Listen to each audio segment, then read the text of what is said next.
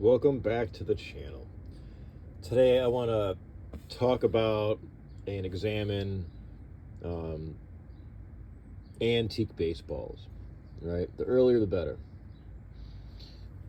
What you see before you is my modest collection of vintage and antique baseballs. Three of them are antique and vintage. Two of them are modern.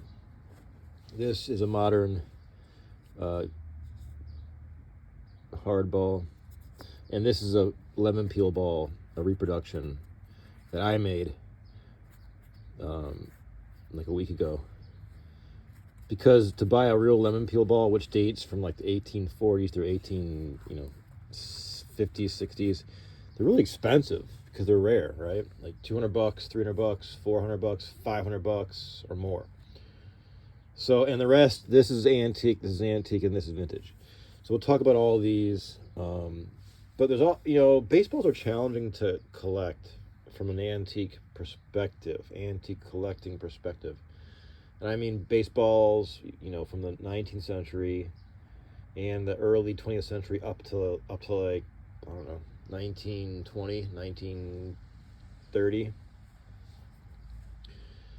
Because I mean, think about it. There's a million baseballs laying around in everyone's garage. I have a box right off camera, just huge. I mean, I have, you know, we go out and have batting practice. You find them at the park in the bushes. I mean, you just collect them. You know what I mean? So how do you know the baseball in front of you is antique from like 1915 and not 2003? Because if a baseball gets hit and it lands in a creek and it absorbs the water and it gets all cruddy or whatever, it's gonna look dark, right? So you think, oh well, it's old, but maybe it's not. Maybe it's 5 years old. So that's really challenging. So how do you buy an antique baseball? You gotta know what you're looking for. I think that's the answer. And the seller, I don't know. They can either know what they're selling or not. It's up to you though, the buyer. If the seller knows what they got, they're usually really expensive, like super expensive. The cheapest lemon peel ball I've seen, like an antique lemon peel ball, is like $200. Um, you know what I mean? Then that's about it, and then they go higher, and then much higher. So let's just talk about first some weird facts about the baseball itself. Um, lemon peel balls usually have 5 panel or 4 panels. This has a 5 panel, and I use this white or this yellow paint because if you hit this, we've been using this to hit, just mess around with at the park or whatever in the yard. But since it's so dark, if it gets hit in the grass or the bushes, you can forget about it. So you got to have some kind of way to see it. So we use like this like marker, paint marker, because otherwise you can just lose that thing in a minute. So I keep it painted. And I imagine like back in the day, but back in the day they wanted, I don't know, like there was in dead ball era they want to conceal the paint and the color of the ball like this, but in the 19th century, I don't know, like if I went through the trouble of making this, which I did, I'd like just drop it in like white paint and let it dry because it's so hard, it's so easy to lose when it gets dark. Anyhow, so lemon peel balls were like the early design, right? They look like a lemon, these peels. I made a 5 peel instead of a 4 peel because I want to be a little bit non-traditional. And if a peel breaks in gameplay, you still have 4 extra peels. So this is kind of like an extra peel. You know what I mean? Maybe. Um, the the size. There was no regulation. I guess that's my point of the ball size or circumference or weight from the earliest time of baseball. Early mid 19th century through 18 like 75ish. Then it was like kind of regulated, I think. But the balls, I mean, and the team would make the ball. How cool is that? Like like you have to be athletic and a craftsman, to be a pro. Like that's a lost, you know, uh, that's a lost nuance of the game. The team's got to make their ball. before the game starts. I mean, give me a break. I mean, imagine the guy getting a hard time because his ball looks all janky, and then the other team looks all slick, or whatever. There's just it adds so much to the game, but that's totally gone, unfortunately. Unless you make your own ball, which I did. And they talk about what these balls are made out of. What this ball is made out of is I have a vintage bouncy ball made of rubber from probably like the late 70s or 60s maybe, and it was so old it lost its bounce. So I wanted that, and then I wrapped it in black cotton thread, like really thick thread. It's kind of like in between yarn and thread and string. It's like a thick thread. And I sat there and wrapped that damn thing for like a half an hour, kind of loosely, and then I didn't really tie it. And then I just cut, this is real leather, I cut, 5 strips of leather, then I used wax thread and went to town. And I didn't tie it in a knot, like the thread inside. I did that, I left it untied because I wanted to kind of expand to get plump and make the ball even more dead. So I don't know, so that's what this is. You can find a real lemon peel ball on, on eBay. They're like, you can find them, a couple times a month. They pop up, but they're not cheap. So, and then the cores of the authentic ones were made of like rubber or even fish eye. How cool is that? A fish eye core. They would like melt rubber shoe soles down to make the rubber core, and then wrap it with string. And they figured, the more rubber and the tighter wrapping, the more bounce, and then the smaller rubber core and looser wrapping, the less bounce, the more dead the ball would be. And then by 1858, they moved to the figure 8 style, right? This figure 8 style pattern.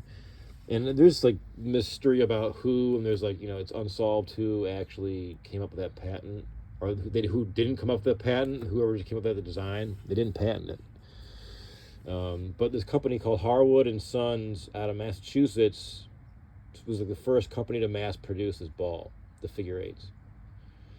And then like in the 1870s, it was kind of like the dimensions and the weight was agreed upon, like by like 1875 or 6, I think, to what kind of resembles the early, like a ball of today. So, and then, but that's a point here, because this is this is the most challenging part to me as a collector, because after like we had the ball, in 1875-ish, it's kind of standardized. It's got the figure 8, this style, similar size and weight as today, and it even had pretty much red stitching. And then in 1901, the American League, which used a company called Reach, made the baseballs for the American League. They were separate. The American League and National League were separate leagues. They didn't like interplay each other or whatever. 1901, Reach started using the red and blue stitching. It was really faded, but red and blue stitching, right? See the red, blue, red, blue, red, blue. And in 1911, the National League adopted red and black stitching. This one's easier to see, the red and black. So that helps us date a ball we might find anywhere, right? Oh, wait, it's got red and black. Oh, red and blue stitching. Then the ballpark of time. And both these stitchings went back to red in 1934. Like, that's like when the leagues agreed upon a standard ball. So you can date the ball to a certain extent. Like, okay, this ball was made between, it's red and black, 1911 to 1934. I think this one's on the earlier side. And this is a dead ball. I know this is from like 1910. I know it from the prior owner, which is amazing. This is probably 1935 through 1940. This is a Hutch made in Cincinnati. This is a great looking ball.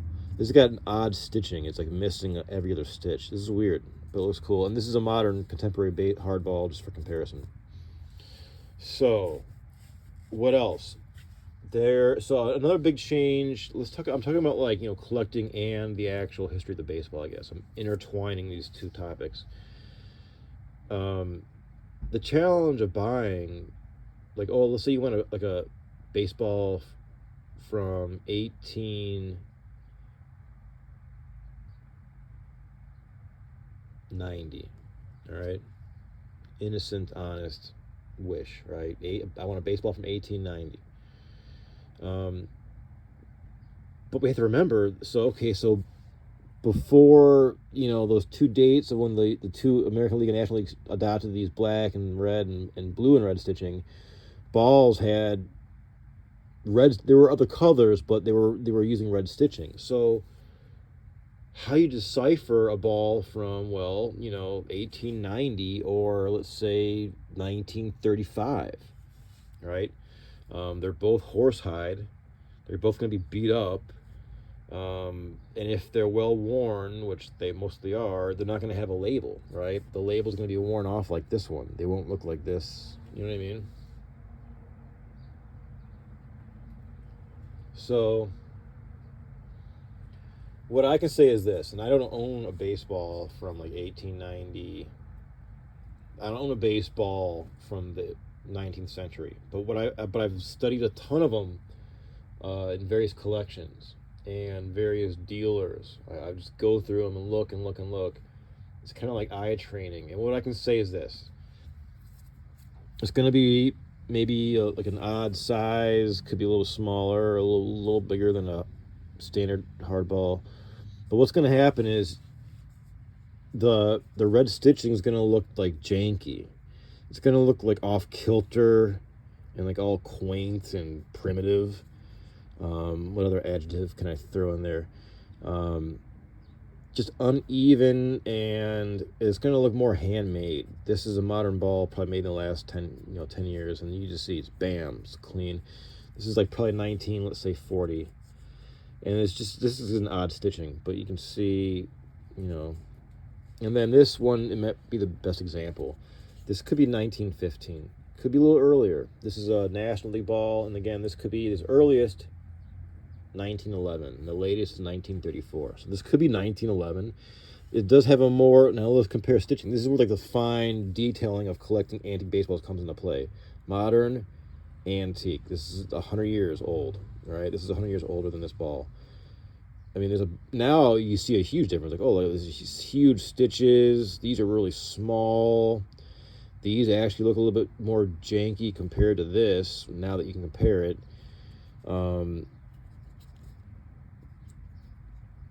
You know what I mean? This is cowhide. This is horsehide. So like you got, and then like if you see enough, antique balls, like this and even older, your eye starts to hone into those details. And what I can say is, the red stitching baseballs from like the late 1800s have real janky, homemade looking stitching, but it may be all red. But it could be a homemade ball from 1924. Some kid, on the farm made one. You know what I mean? So it's got to have the right patina. Usually sellers don't have any backstory. This ball came with a backstory, which just makes it way better. 'Cause I was looking for a dead ball. But I don't want to get off topic yet. So another big change. Now, this is another thing that these balls could be involved with. In 1910... the core of the ball changed from rubber to cork. That favored hitters. Pitchers had to adapt because before I listened to interviews with like old timers, like prior 1910, and they said the rubber core, you could squeeze the ball better, so the pitcher could manipulate the ball easier with the rubber core. So, but how do you so if there was a way of determining the rubber core, well, then you could pinpoint this ball, from 1910 or earlier. Like that would be great, but how do you do that? Because the squeeze test, I mean, that's it's kind of ridiculous. Like I don't know, I mean, that's not going to work. I think if you had like an X-ray machine, which I don't have an X-ray machine. That's if you know of a way to test for a cork center baseball from 1910 or pardon me, a rubber center baseball prior 1910, let me know in the comments, because Like that would be like a surefire way of being, oh, this baseball was 1910, which makes it more valuable, right? 1910 or earlier. So 1910 and later went to cork. All right. So this, I mean, these two could be potentially rubber. Is that right? No, no. See, I have notes here because it gets confusing. The Spalding, this is a Spalding, this is a Reach. This is a Reach, this is a Spalding. Spalding, red and black, this is National League. This was adopted, this design in 1911. So this cannot be a rubber core. This has to be a cork core. Baseball. All these are core, except for this is my, homemade. Now this is the American League Reach. This is a dead ball. This thing is epic. This is epic dead. Sweet spot of the dead ball era. It's even got some kind of signature there. It's something Hannes Wag. I can't really read it all the way. I don't know. I have to do some research. So this is a faded blue and red. Now this could be as early as 1901 and as late as 1934. I know this is from 1910 because that's what the seller told me. This ball belonged to his father. So now what? So this belonged to him in 1910, but did he buy it in 1908? Because didn't buy it looking like that. You know what I mean? So this one could potentially have a rubber core. I don't want to squeeze it too much because I don't want to get that crust off because that's what makes it look awesome. I probably have to get one of those clear boxes for it, display boxes, because I don't want this one to get all scratched. This has got to be preserved the way it is. Look at this thing. This is a dead ball. This is like tobacco, spit, and tractor grease, and what else? Probably some what else? Anything like pine tar, whatever, dirt. This thing is awesome. This is like a dead ball. This is great. Dead ball era. Dead ball era is 1900-ish to 1919. All right, and then what else happened? So then 1925, the cushion cork was adopted in baseball, and that was a cork center with a rubber cover. And then the next biggest thing, in my opinion, was 1974. Spalding lost the contract, and Rawlings became the new baseball manufacturer for Major League Baseball. But that also means they switched from horsehide to cowhide. There's a shortage of horses or whatever. I don't know, being killed or something. I don't know what equates to that. And there's a lot. And then there's a plethora of a cow being killed, which produces hide, and then they make the cow hide baseball. You know what I mean? But the old guy said, they like to hit the horse hide. It hit better than the cow hide because, and you can just do research. Horse hide is way more resistant and tougher and harder than cow hide. And you can just feel that. I mean, this is horse hide, and the grain's different. It's got almost like a sheen to it. It's got a different kind of smell. It's different. If you see enough horse hide, you can tell the difference. Cowhide's softer. Horse hide it lasted longer. It's more durable. Cowhide doesn't last as long, but what are you gonna do? You know what I mean? This is the way it is. But hitters would say, "Oh man, we really liked hitting the horsehide balls better because it would just hit harder. It was a harder hide, And then, so the dimensions of the ball, as of today, is 5.25 ounces to 5 ounces, and roughly 9-inch circumference. 9 to 9.25-inch circumference. So, there's challenges in this genre of collecting antique memorabilia, but I like it. But it all boils down to training your eye and the stitching. That's because this ball, now of course you can find balls that have the you know, the stamped labels on them still, but those can be as much as $1,000 or more. If you have like a very early Spalding baseball from, you know, I mean, late 1800s or early 1900s, and it's clean with all the stamps and everything, $1,000 or more. Some guys have them with the box, original box, and I mean, it's, you know, that's big money. So you think, oh, baseball is a dime a dozen, you know, it's everywhere. You know what I mean? And they are, but it's like anything else, like a coin, right? Well, there's pennies are everywhere too, but some pennies are worth millions of dollars. Most aren't. So you have to train your eye to, you know, to find the good antique stuff, you know, and weed out the contemporary beat up stuff, right? And that just takes time and just repetition. Looking, you know, go online. I don't have any of the names memorized, but just like this, I just Google like antique baseball collection or antique baseball ball. You know what I mean? You have to be specific. Antique baseball ball, and then you'll find some stuff. And my next goal is to get a lemon peel, because my goal was to get a dead ball. Check. Um, my next goal is to get a lemon peel ball, a real one, which hopefully I can get for like, you know, $175 out the door. But you know, that's got to be a good day. That could happen though. There's also belt balls, which are like designed out of like old belts cut up, and they look more squarish and less lemony. I don't know. This is my old donkey, 1850 style, 2025 Ohio. This thing is fun. I made a few of these of various sizes. Um, they're fun to play with because they just hit funny and they react funny to the bat and whatever. So, I hope you learned something from this. Um, I think the highlights of it were learning that a fish eye could be used for a core center of an antique baseball. Like, give me some fish eyes. You know, go to the market. You know, like you want because people buy fish eyes. You know what I mean? They eat them in Asia. They're eating stuff, but in the West, they're used, or they were used for um, baseball cores, right?